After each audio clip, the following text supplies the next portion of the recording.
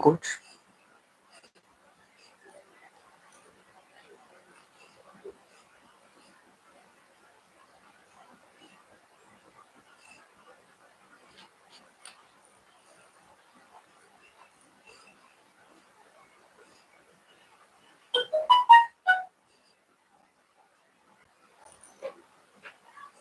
Hello, everyone. Please, let me see some thumbs up or some reactions if I am audible and visible.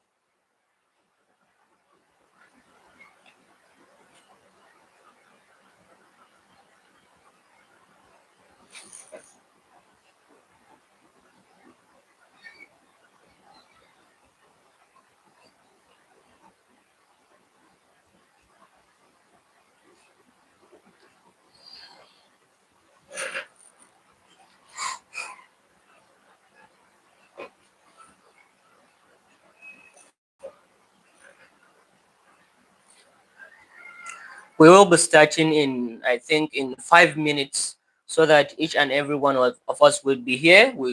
Without. Thank you very much, Muhammad Eladan.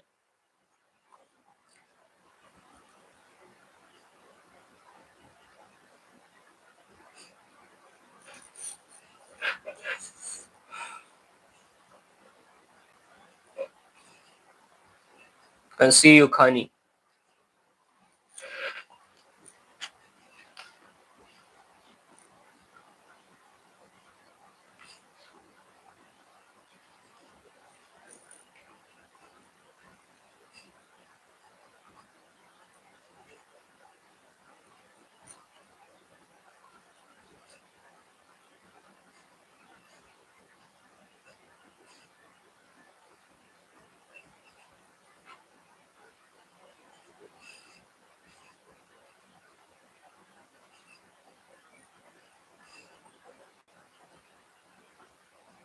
Good evening, Suleiman. I can see you. Welcome to the live.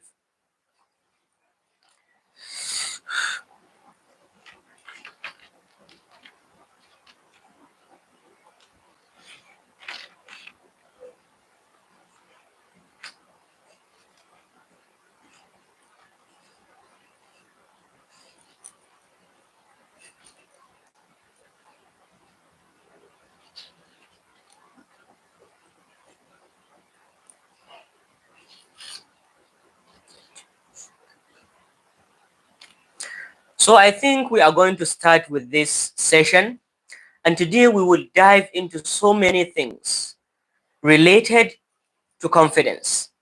Today is the day of confidence, as I promised last week, and today will be a day we talked and we answered some questions about what confidence is and how can you be confident. And even if you are not confident, how can you appear confident so that you can send your message across and communicate it effectively. Confidence is such a big part of public speaking that we dedicated this entire week. These 3 sessions would be all about confidence. So some of the things that we are going to talk about today is the fight or flight response. What is contextual confidence? And we are going to see what is the relationship between fear and confidence, or fear and excitement. It is very important to have some guidelines and to have some structure when you are going to speak or when you are going to send a message across. And again, we will dive into some tips and tricks or some very important points on how to appear confident, on how to be confident, not just appear confident, or how to be confident. And then we will see some aspects of human nature relating to public speaking and how we can use that to exert confidence and to show how confident we are.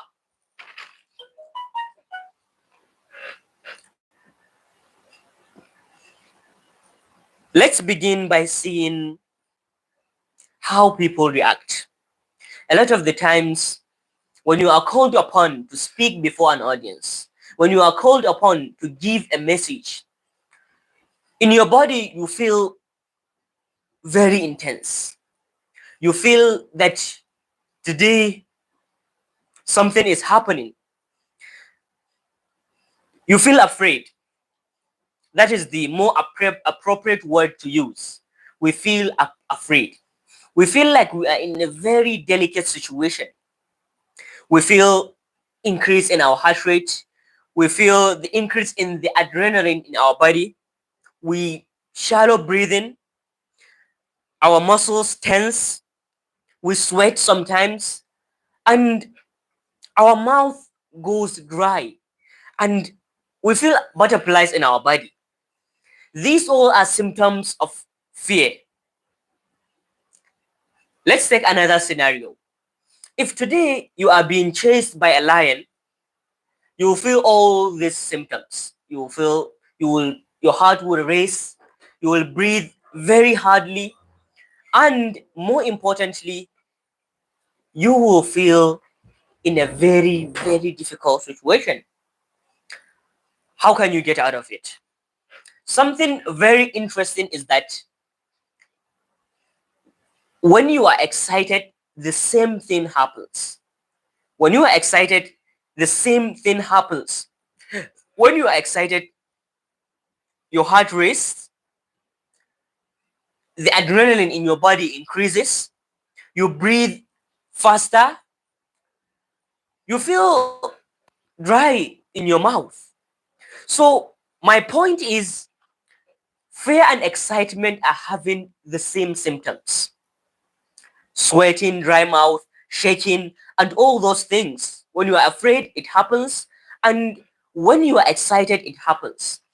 This is what we call fight or flight response in human physiology. Back in the day, let's say 1,000 years ago, the primitive human being, when he is in a dangerous situation, his body just switch into that fight or flight response. Is he going to stand and fight this threat, or is he going to just take off and run away? That is fight or flight. So whenever you are called upon to give a presentation, or it is time to face your audience, this scenario happens. You just get into that fight or flight response. What should you do? For me personally, and for a lot of speakers, is that you try to reframe the situation. Instead of feeling like, now I am afraid, this is a very tense situation, you reframe your idea, you reframe your mindset into thinking that, no, I am excited. Because your body does not know the difference between being excited and being afraid. So what if I'm just excited to share my message? What if today I'm helping people to be a better version of themselves? This is the first thing that we need to understand. Our body does not know the difference between fear and excitement. So we use that opportunity to tell ourselves that we are just excited at this moment to speak, to share our message, to connect with the audience. This is our first instance, and I want you to write this down. Our body does not know the difference between fear and excitement. We are the ones that can control that can tell ourselves, no, we are not afraid, we are excited. Let's dive into one or two tricks or tips to use when you feel nervous, or when you feel that anxiety before speaking. One classic thing that you can do is to look at one of the audience and look into him. Find someone that is smiling, that is listening to you attentively, and just look at him. Although as time goes, you need to change this tactic, but as a start, when you are beginning, look at someone in the audience, dead in the eye, and just give him the presentation. Present to him. The rest will just listen. Although when you present once, twice, for quite some time, you will need to be looking at the audience. Look at this one, give him some sentences. Look at another person, give him some sentences, and then you go on to deliver your great and good presentation. The second thing you can do is tell yourself, and this is very important. This is one of the most important parts of being confident. is know more than you are going to see. Know more than you are going to see. One of the most important parts of every confident speaker is that he knows much more than he is going to deliver. He knows beyond the presentation. When you know more than you are going to say, you are automatically confident that you are not going to fumble. You are going to know you are not going to lose your words, and you are going to give your audience something new. You are going to teach them something that matters. If, for instance, today I'm speaking on a topic of public speaking, and then on public speaking I'm talking about vocabulary, or let's say how to begin your presentation, how to begin a speech. If today I'm speaking on how to begin a speech, I'll make sure that I know more than I am going to say. I'll read books, I'll watch YouTube videos, I will listen to experts explain, and I will gather as much information as I want or as I would need and more. Because when I gather those vast information, when I gather a lot, it means I am going to take just part of my knowledge. What does that do to me? It gives me the confidence and the assurance that I am going to say something. I'm not going to fumble, and I am not going to lose my words. Not going to get out of words to say. This is one aspect of confidence, is you need to know more than you are going to see. One grave mistake that a lot of speakers make is that they just research on only what they are going to see. I am going to take 10 minutes speaking to my audience, so I just write 10 minutes. I just do my research for only that 10 minutes. What that do what it does to my brain and what it does to generally my body is that I am having this specific knowledge, and the moment I step out of that zone, I will fumble, I will skip some information, I will lose my words. So the key is that know more than you are going to see. Then again, another important aspect to keep at the back of our minds is, if you think what you are going to say matters, if you perceive your message as very important, you are going to be automatically confident. Let me illustrate, or let me cite an example. Today, if, for instance, the building you are giving your talk or your presentation in is on fire,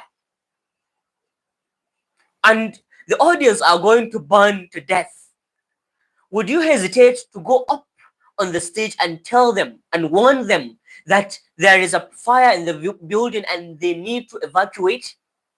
No, you wouldn't. You wouldn't hesitate to warn them and tell them that something dangerous is happening. Why? Because you think that that message is more important than you, your nervousness, your self-consciousness, and anything that you might think of. That is why you need to deem your message important. Another thing is that today, if I stand before an audience and I know that I am going to take some money and share it to them, give them money, would I be nervous? Would I be afraid? I think I would be excited. So if I think that my message is as important as money, or my message is as precious as currency, I wouldn't be nervous. Back in the day when I used to be so afraid, and full disclaimer, there is no one that is not afraid of public speaking.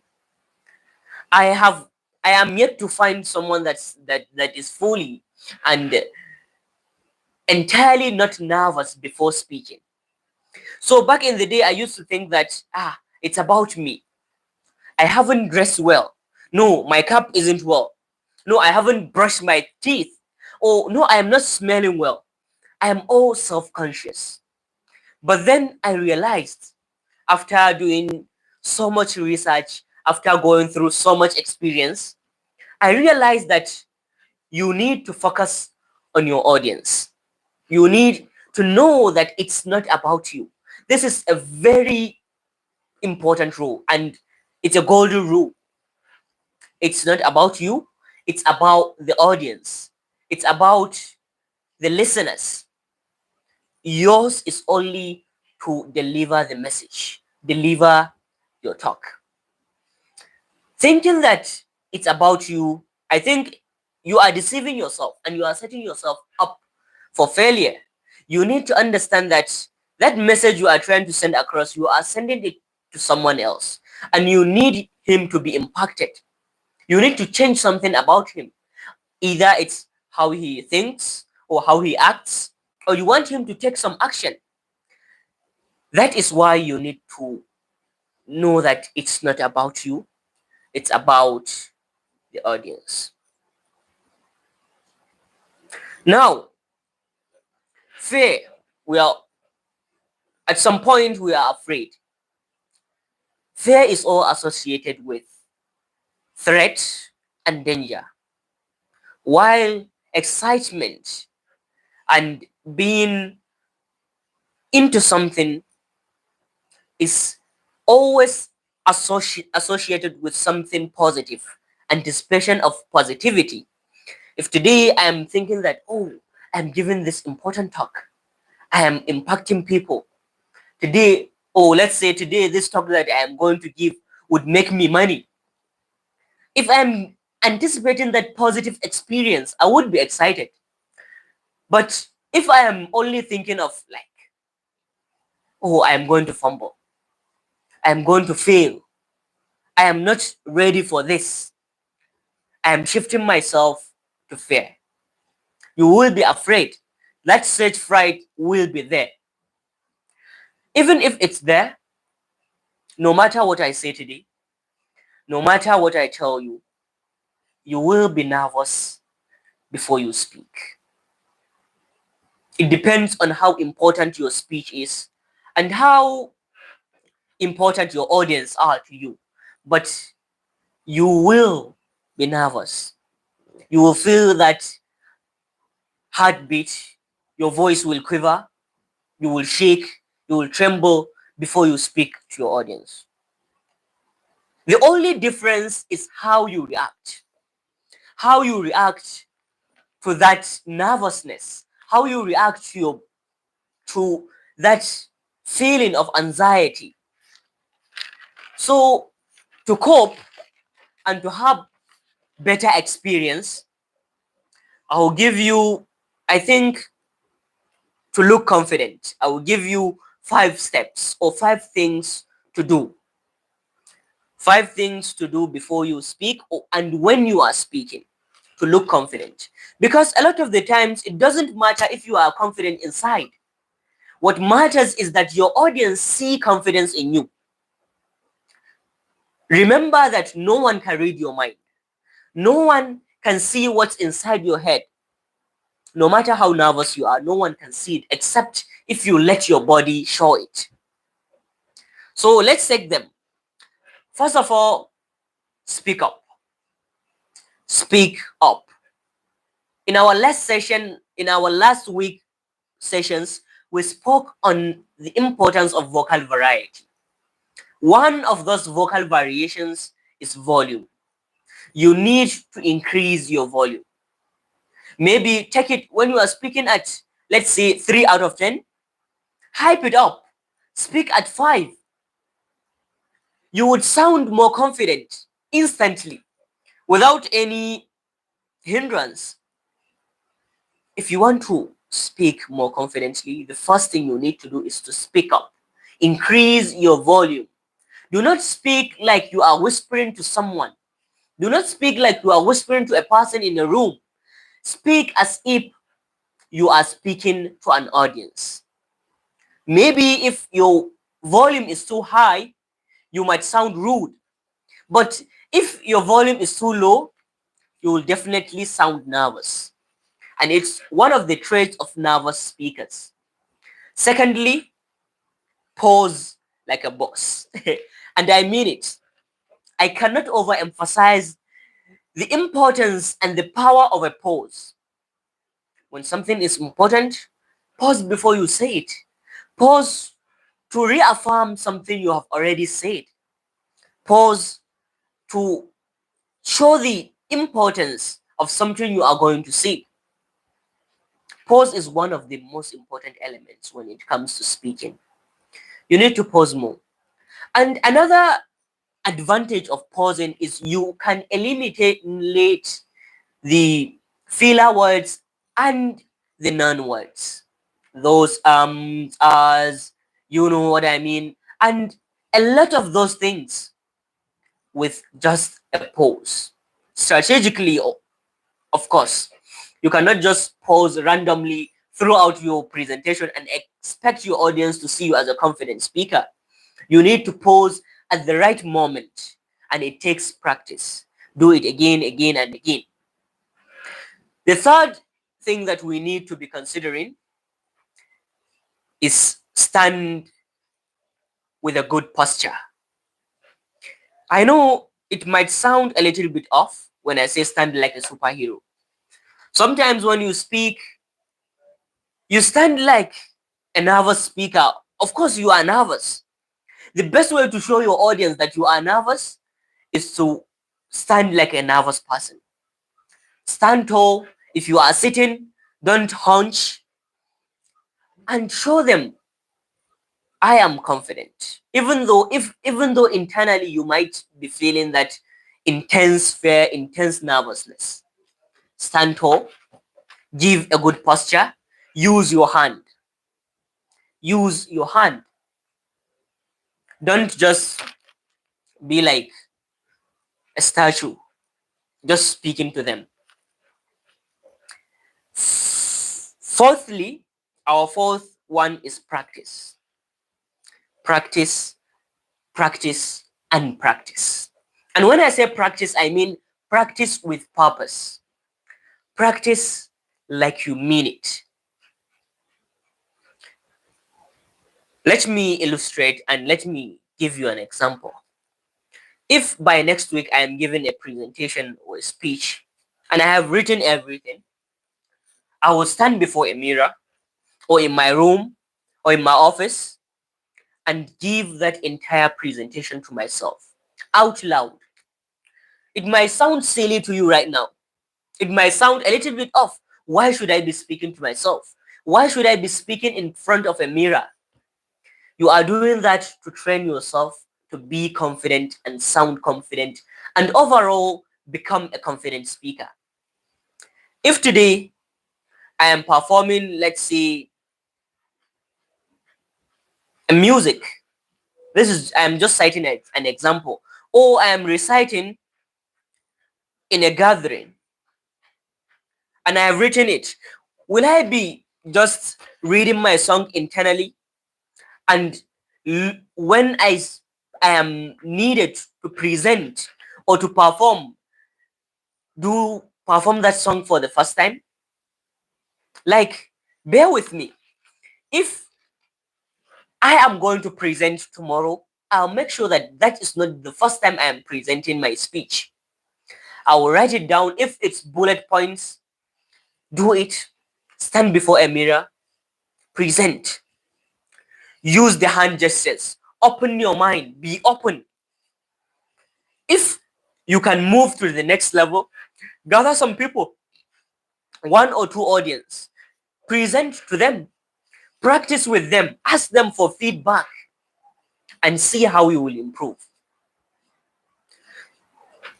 Inshallah, in our next session, I will try to share with you my process when I am going to give a speech or when I am going to present something, so that you will see how I practice.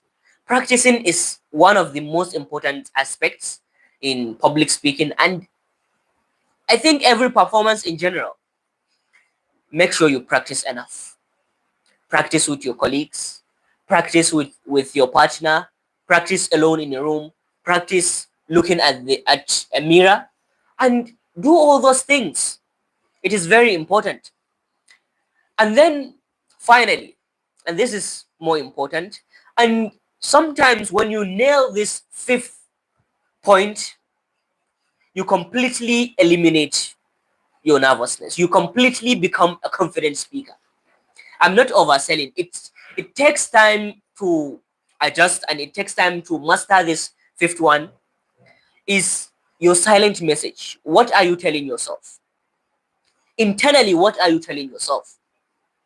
Today, if I am telling myself that this is my goal, this is what I need to achieve by presenting, by giving this speech. Let's say, for instance, today I am telling you, or I am telling a blind person how to start seeing. Or today I am giving one of the most important speeches that will change a person from, let's say, a degenerate drunk to a good person, to a decent member of society. I think I'm helping. One of the things I personally tell myself is that I think I am helping my audience. I think I am helping my audience to be a better version of themselves. So if you know your goal and you know that you are not selfish, it's not about you. Going back to my golden rule, it's not about you.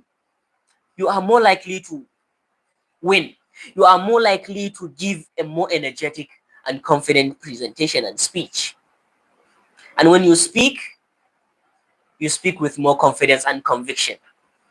That is why I always say to you, speak with passion and speak about something that you are genuinely interested in. And know that someone, some way, will be impacted by your speech, will be impacted by your presentation, and will be impacted by the words that came out of your mouth. These five things are very important. Document them, use them whenever you need, and then we are moving to the, I think, the final part of today's session. Although tomorrow, inshallah, we are going to dive deeper into other aspects of confidence and anxiety, nervousness in speaking. But after the next section, we will be taking questions. So if you have any question, get ready. The next 10 to 15 minutes would be for answering question after I finish dissecting these parts. So there are four segments to speaking with confidence. Four things you need to consider if you want to be a confident speaker. I'm going to share with you four things to consider if you want, or if you are going to be a confident speaker.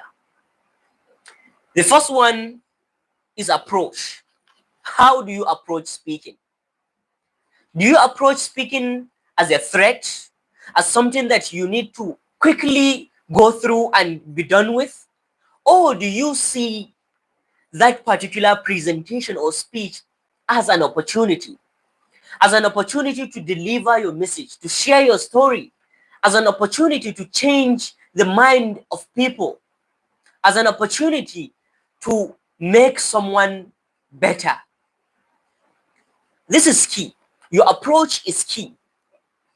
To me, I see speaking and public speaking in general as a way to impact people, as a way to deliver my message, as a way to change someone for the better. So you need to know your approach. How do you see public speaking? Is it an opportunity or is it a threat? I hope we are getting the message.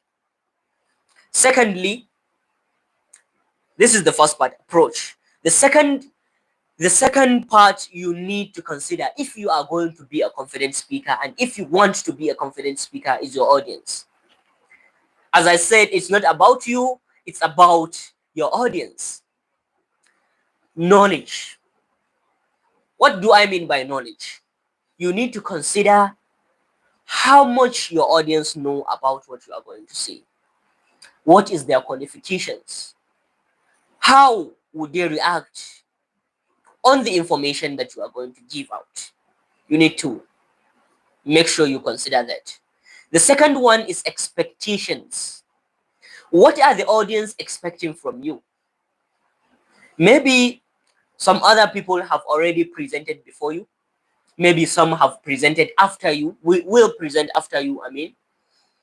So you have to look at your audience. What have they seen before? And what do they expect from you? Do they expect to be entertained? Do they expect to be educated? Or do they expect to have some just good time and listen to you? If you know their expectation, then you can decide to meet this expectation, or just do what you want to do. Thirdly, and to repeat myself, the third thing that you need to consider if you want to be a confident speaker is context. Context. You need to look at the surrounding. You need to look at what is the time, what is the location, what is the emotions of my audience. And then something we overlook is, are my audience are at the right mindset to receive my message, or are they not? Sometimes your audience are furious, are angry at you, maybe, or at something else. So you need to consider their emotions. Are they at the right mind? Are they at ease? Or do you need to wait longer? Or do you need to wait a little bit more before you send your message? So you need to consider the state of mind of your audience. It's very important. And lastly and finally, is you need to have a structure. You need to have a structure. The simplest structure that we have is to have an introduction, the body, and the conclusion. Maybe the conclusion would include your call to action. In your introduction, you introduce the topic, what you are going to say. Maybe sometimes we do this most especially when it's not a persuasive speech, when it's just an educative speech. Tell them today what you are going to tell them, then tell them, and then tell them what you have told them. I hope you are getting this. One of the structures that you can use is when you stand before your audience, tell them what you are going to tell them. Then you tell them. And then you tell them what you have already told them. Let me repeat myself. Tell them what you are going to tell them. Then tell them. And then tell them what you have told them. It's like a wrap up. An introduction is like, today we are going to talk about this subject, and then you move to actually talk about the subject. And then after you finish, as your conclusion, you tell them that today we have spoken on this and this and that. It's very simple and straightforward. Then another structure you can use is the past, present, future structure. Like, for instance, tell them that in the past, this is our situation. Today, this is our situation. And in the future, this is what we want to do. This is what we want to see. In politics, especially, politicians are masters at giving you this kind of scenarios, that they tell you that this is the future, the past.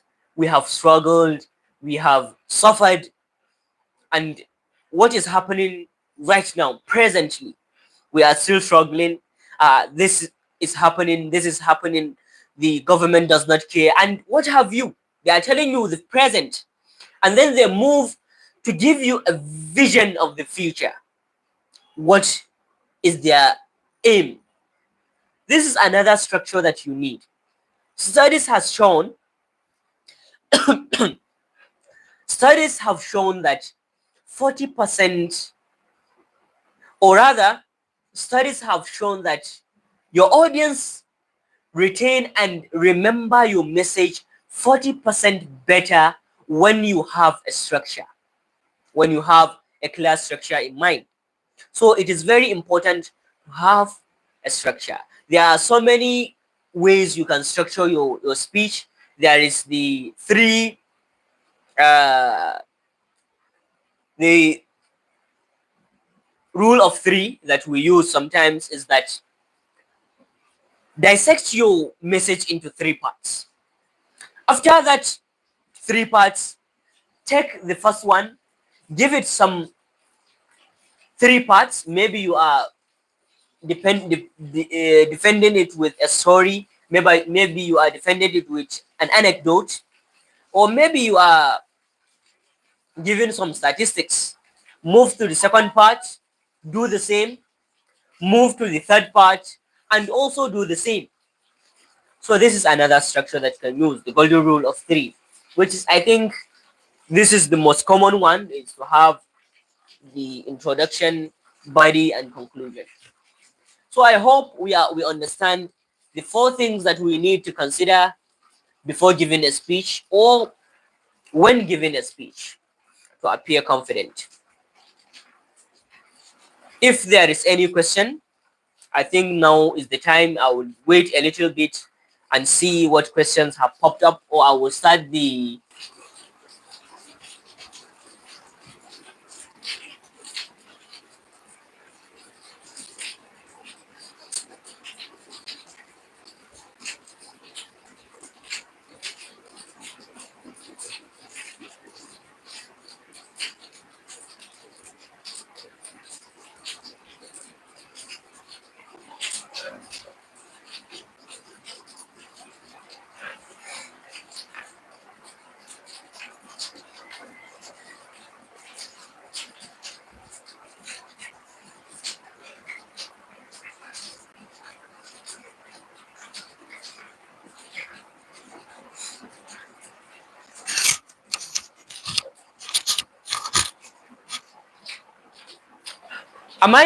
am I audible?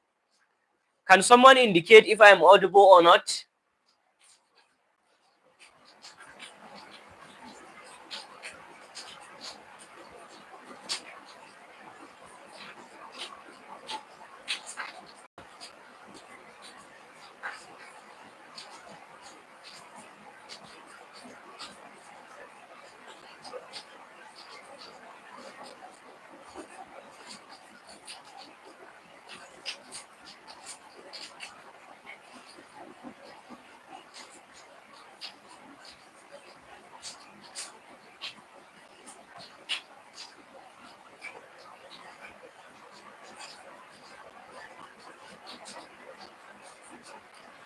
So if there are no questions on confidence, okay.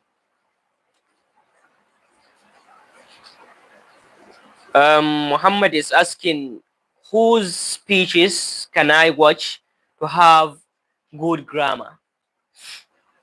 I think grammar doesn't come just from listening to speeches. It comes more from listening to actual conversations. I have suggested in the to one of the participants of the voice on stage that you need to listen to more English. Listen to more English if you want to have better grammar. Some people think that, oh, I need to go and get a book of grammatical rules. Think about it. Native speakers do not go and study grammatical rules. But because they listen all the time, they speak all the time, sometimes they write, that is why you just internalize those grammatical rules. So my advice to you is there are some podcasts on English that you can be listening to. There are a lot of books you can be reading, and you also should be speaking more frequently if you want to have better grammar. Sometimes the issue isn't about not having grammar. Sometimes you know what is wrong and what is right, but when you speak, you tend to mess them up. You tend to break the rules of the grammar. I think most of the time it's because we are not speaking frequently, we are not listening frequently. If you want to speak better, listen more, speak more. So learning grammar is very, very important, but you have to do it more cautiously. I know nowadays we watch a lot of movies. So if you are watching a movie, don't watch it just to get the story. Be paying attention on the language structure, and be paying attention on the pronunciations and all those grammatical things that you might not be aware of. So another question is how to build confidence when you are called to speak about something you didn't prepare. This is a good one, because a lot of times we get this. We are not prepared. Just come up and speak. Personally, first of all, what I do is I do box breathing. The box breathing is taking deep breath to calm yourself down. When you feel that shake, when your voice is shaking and all that, before you stand up, take a deep breath and then hold for 4 seconds, and then hold it in for another 4 seconds, and then release it in 4 seconds. Let me illustrate. Like like then hold it, then release it. Do it once, twice, or 3 times, and then this is immediately when you are called. But then, how do you prepare for the unexpected? There is something called contextual confidence. Is the kind of confidence you have, and inshallah tomorrow we are going to dive deep into contextual confidence. Is the confidence you have when you are in possession of something. For instance, there is a story of a boy. He's very nervous, he's antisocial, he's very introverted. Every time he's in his room, he don't talk to people, and he's afraid of speaking up. But he has this musical instrument, a guitar. When he has that guitar and he's playing it, he feels very okay to speak to be with anyone he wants, to speak with anyone when he has that guitar, because he can play and he can impress people.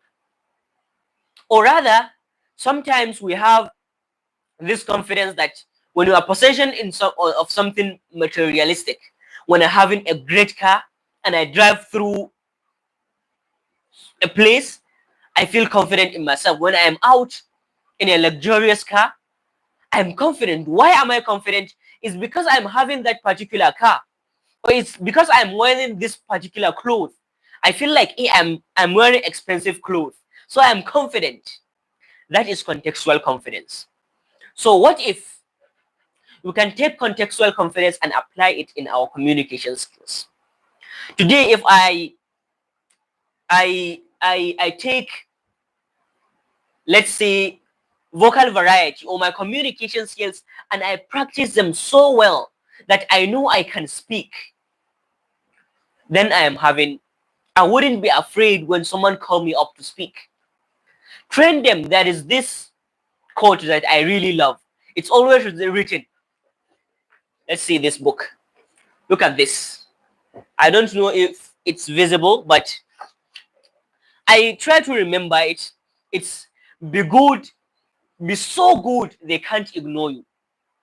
So be so good that you have that contextual confidence everywhere you go. Maybe that boy might not have his guitar with him. Maybe that guy that feels confidence when he is wearing expensive clothes might not be having that clothes every time.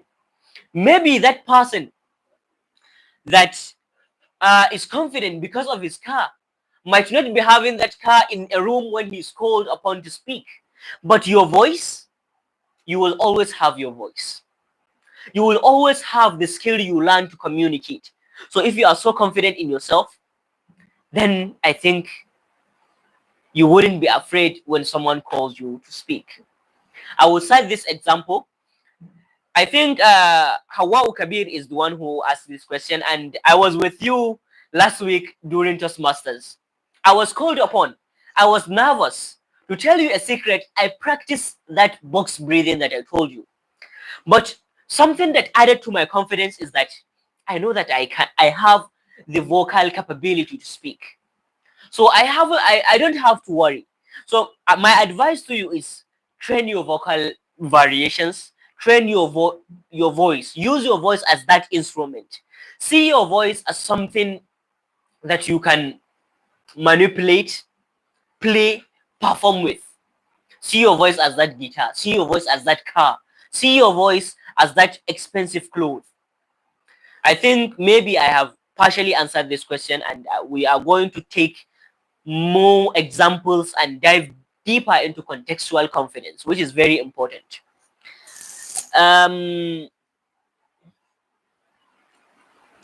Thank you very much. I can see Connie is also here with us and has said that the class is well understood. I hope today has given us some context. Today has given us something to look at when it comes to confidence. I hope we understand that confidence can be faked even if you are not internally confident. A lot of the times speakers are not really confident, but because they need to appear confident, they apply those rules. Stand tall, stand like a superhero, speak up, raise your voice when you need to, pose like you mean it, and do all those things to appear confident. So let me recap. I think today we have spoken on a lot of things. Today we have looked at how to appear confident. And on how to appear confident, I have touched so many parts. And I have given 5 things to do if you want to appear confident. So, as I said earlier, if you want to appear confident, to look confident, you need to, one, speak up, raise your volume, not to the extent of rudeness, but raise your volume. You will be instantly seen as confident. The second thing is to pose strategically, not just pose randomly. And then stand with a good posture. Have that body language that says, I am confident. The fourth one is to practice giving speeches and do all those kind of things. And then the fifth one is know your goal, know where you are going, know why you are giving that speech, know that you are helping your audience. So I would like to say that this class would be has come to an end, and I hope we have learned from it. Thank you very much, everyone, for attending. I really appreciate it. And if there is anything further, we can discuss it in the group.